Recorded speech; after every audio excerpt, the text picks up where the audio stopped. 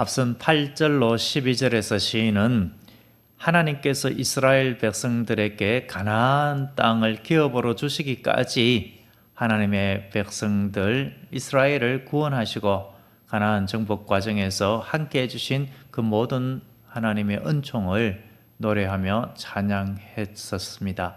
이제 13절에서 하나님을 직접적으로 찬양하고 있습니다. 여기서 여호와여 주의 이름이 영원하시니다라고 이렇게 언급을 하고 있는데, 주의 이름이라고 했습니다. 우리가 이름은 그 존재, 그 대상뿐만 아니라 그의 성품, 인격, 그리고 또 그의 사역, 행한 일, 이런 것들을 포함한다고 했죠.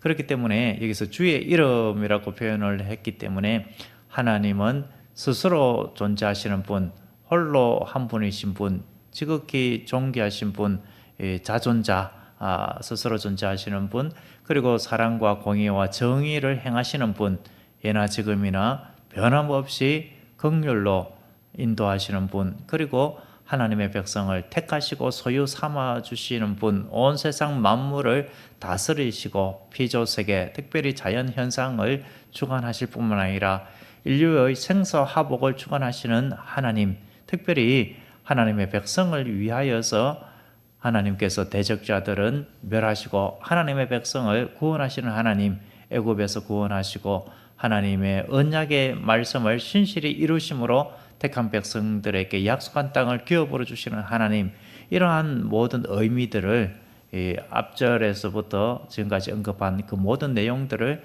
다 담고서 그런 좋으신 하나님, 선하신 하나님을 찬양할 것을, 주의 이름을 찬양하는 그 의미에서 주의 이름이 영원하니다라고 고백적으로 하나님 앞에 아뢰고 깊은 감사의 찬양을 올리고 있습니다. 주의 이름이 영원하다라고 한 것은 방금 말한 이러한 하나님의 성품, 하나님의 속성, 하나님의 그 행하시는 일들이 예나 지금이나 영원토록 동일하다라는 말을 하고 있는 것입니다. 주님의 이름이 영원히 존재하는 이름이고 하나님께서 행하시는 이러한 하나님의 백성을 향한 놀라운 사랑이 영원히 이어진다, 이것을 시인은 알고 벅찬 감격을 노래하고 있는 것입니다.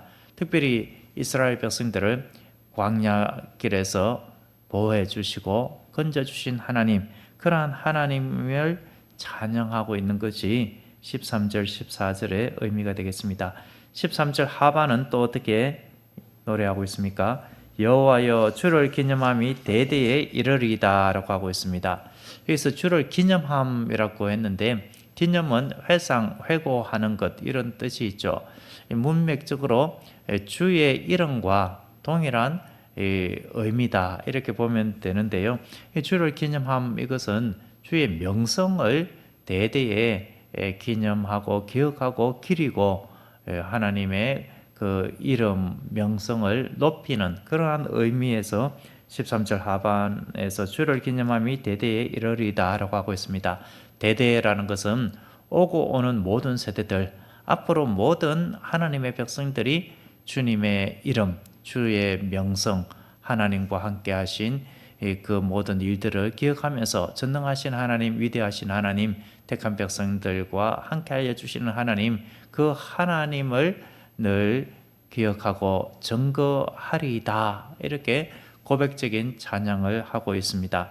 14절에서는 왜 이렇게 하나님의 이름을 그리고 그의 명성을 우리가 대대에 이르기까지 찬양해야 하는가, 그 이유를 밝히고 있습니다. 14절에 원문에서는 키라고 하는 단어, 왜냐하면이라고 하는 단어가 있는데 번역에서는 살리지를 못했습니다. 그래서 원문을 직역하면은, 왜냐하면은 여호와께서 자기 백성을 변호하시며 그 종들을 위로하시기 때문이다, 긍휼히 여기시기 때문이다, 이렇게 직역적인 의미로 우리가 이해할 수가 있습니다. 먼저 여기서 자기 백성이라고 했죠. 하나님께서 자기 백성 이스라엘 백성들을 향한 하나님의 은총, 그 지키고 보호해 주시는 사랑을 이야기하고 있습니다.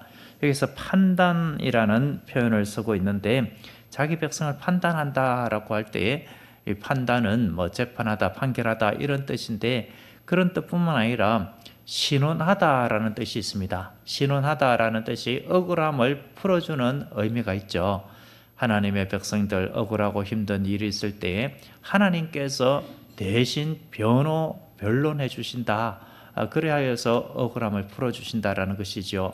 그 말은 결국 하나님께서 자기 백성을 보호해 주신다라는 의미입니다. 그래서 오늘 제가 제목에서도 영원한 주의 이름 보호하시는 하나님 이렇게 13절에 그 영원한 주의 이름의 의미를 제목에 담았고 14절에 판단이라는 이 단어 속에서 결국 이 판단은 보호하신다라는 의미로 궁극적으로 이해가 되기 때문에 보호하시는 하나님으로 이렇게 잡은 것입니다. 영국의 설교자 스펄전은 병력한 몸과 수많은 비난 속에서 항상 주님의 사역을 감당했는데 설교하기 전에 이런 고백을 했습니다. 나는 약하지만 하나님은 전능하십니다 라고 했습니다. 나의 약함을 주님께서 아시고 늘 지켜 보호하여 주셨다라는 고백이죠. 그렇게 많은 쓰임을 받을 수 있었던 것, 그것은 하나님의 특별한 인도하심, 보호하심 때문이었던 것입니다.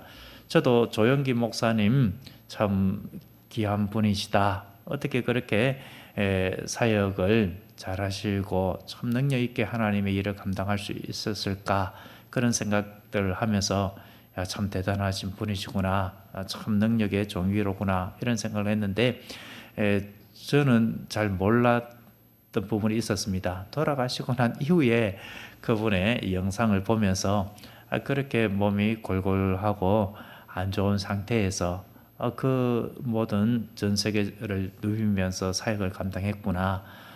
강단에 오르기 전에 그렇게 힘들고 그런데 또 그 순간에 간절히 기도하고 주님의 힘과 능력을 받아서 강단에서 그렇게 강단 있게 능력 있게 말씀을 선포하시고 또 그런 사역 모든 사역들을 감당하셨구나.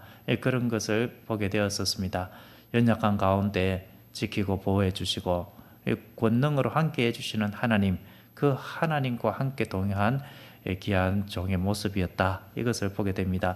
하나님께서는 우리의 삶 속에서도 이렇게 우리의 삶을 판단하시듯이 주님께서 모든 것들을 헤아려 보시고 우리를 지켜 보호하여 주시되 변함없는 사랑으로 지켜 보호하여 주시는 줄로 믿습니다. 아까 제가 14절을 의역하듯이 이렇게 그 의미를 풀어서 말씀을 드릴 때에 14절 하반절에 나와 있는 개역개정판과 다른 내용으로 제가 말씀을 드렸죠. 자기 종들을 그의 백성들을 위로하시기 때문이다. 이렇게 제가 말씀을 드렸습니다. 14절은 그런데 다르게 오해적으로 우리가 받을 수 있는 번역을 개역개정은 어떻게 보면 잘못 번역했다. 저는 그렇게 말하고 싶습니다. 14절 하반을 보면 어떻게 되겠습니까? 그의 종들로 말미암아 위로를 받으시리로다. 이렇게 번역이 되어 있으니까 위로를 받는 주체가 누구입니까? 하나님. 하나님께서 누구 때문에 위로를 받는 것처럼 보입니까? 그의 종들, 이스라엘 백성들로 인하여서 위로를 받으시는 것처럼 이렇게 되어 있지만 그것이 아니라 하나님께서 그의 종들을 긍휼히 여기신다, 불쌍히 여기신다, 위로하신다, 이렇게 되어 있습니다. 문법적으로 사형 능동형이라고 해서 하나님께서 행하시는 일, 히트 파일이라고 되어 있는 이것은 하나님께서 그렇게 행하신다, 이런 의미가 있습니다. 하나님께서 긍휼히 여기시고 불쌍히 여기시고 위로해 주신다. 이 단어 속에 긍휼, 위로 뭐 이런 의미들이 다 있습니다. 불쌍히 여긴다, 이런 의미가 있는데 하나님께서 자기 백성을 그렇게 하신다라는 것이죠. 그래서 개역 한글판은 그런 의미로 번역이 되어 있습니다. 여호와께서 자기 백성을 판단하시며 그 종들을 긍휼히 여기시리로다. 표준세 번역도 그렇게 되어 있습니다. 주님께서 당신의 백성을 변호해 주시고, 표준세 번역은 판단을 변호로 단어의 의미를 제대로 번역을 했습니다. 당신의 종들을 위로하여 주신다 이렇게 번역을 했고, 우리말 성경도 여호와께서 그 백성들을 변호하시고 그 종들을 긍휼히 여기실 것입니다로 되어 있습니다. 하나님께서는 우리를 자기 백성, 자기 소유 삼아 주시고 우리를 보호해 주시되 불쌍히 여겨 주시고 긍휼을 베풀어 주십니다. 이스라엘 백성들을 하나님께서 건져 주시고 보호해 주신 것은 그들이 늘 하나님 보시기에 어여쁘고 칭찬받을 만해서 그렇게 하신 것이 아닙니다.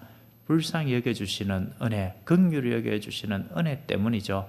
우리도 주님 앞에 설 때에 참으로 부끄러운 모습이 많습니다. 저도 주님 앞에 설 때에 내가 이렇게 게을러서 되겠는가, 내가 이렇게 주님 앞에 불충한 종이어서 되겠는가, 이런 생각들을 할 때들이 많습니다만, 그럴 때마다 주님께서 제가 행한 대로를 하면은 너 아웃 뭐 이렇게 하시고 더 능력 있는 종을 내가 사용하겠다 이렇게 할 것도 같은데, 주님께서 불쌍히 여기시고 주님께서 다시금 은혜를 베풀어 주시고 힘과 능력을 다해 주시고 주님의 마음을 회복시켜 주시고 주의 길을 묵묵히 걸어가게 해 주시는 것들을 보면은 하나님의 긍휼하심이다, 하나님의 자비하심, 불쌍히 여기십니다, 이런 생각을 하게 됩니다. 하나님께서 불쌍히 여기시고 하나님께서 또 때로 우리를 위로해 주시고 하나님의 좋은 것으로 채워 주시는 것이지요. 오늘 이 새벽에 우리는 영원하신 주님의 이름을 찬양하여야 하겠다, 이러한 시인의 마음, 이 마음을 우리도 간직했으면 합니다. 지금부터 영원까지 우리는 주님의 이름을 찬양하게 될 것입니다. 이 땅에서도 주님의 이름을 찬양하고 주님의 나라에서도 영원토록 찬양하게 될 것입니다. 우리는 이 땅에서도 주님의 보호를 받고 주님의 위로와 긍휼을 받아 누릴 것인데, 주님의 나라에서는 영원토록 그 긍휼하심의 은혜가 이어져서 하나님의 영원한 보호를 받게 되는 것이지요. 이러한 하나님의 보호하심을 우리는 확신해야 하겠습니다. 이 땅을 살아가면서 때로는 공고한 일이 있고 어려움의 일에 처할지라도 주님께서 나를 보호해 주신다, 신원해 주신다, 내가 때로는 억울한 일을 당하고 억울한 소리를 들을지라도 하나님께서 마침내 갚아주신다, 이러한 확신, 믿음으로 주님만을 붙들어야 할 줄로 믿습니다. 기도하겠습니다. 사랑이 많으신 아버지 하나님, 영원한 주님의 이름을 오늘 이 새벽에 찬양합니다. 우리를 택하시고 사랑하시고 긍휼로 보호해 주시는 하나님 앞에 감사드립니다. 오늘도 주님의 이름을 의지하며 주께서 베푸신 은혜를 기억하고 믿음으로 살게 하여 주시옵소서. 보호하여 주시는 이 하나님을 신뢰하며 나아갈 때에 전적인 하나님의 인도와 보호 가운데 주님께로 말미암아 위로받게 하여 주시고 새 힘을 얻게 하옵소서. 이 새벽에 주님 앞에 나와 기도하고 간구하는 기도가 주님의 뜻 가운데에서 응답받게 하옵소서. 예수님의 이름으로 기도드립니다. 아멘.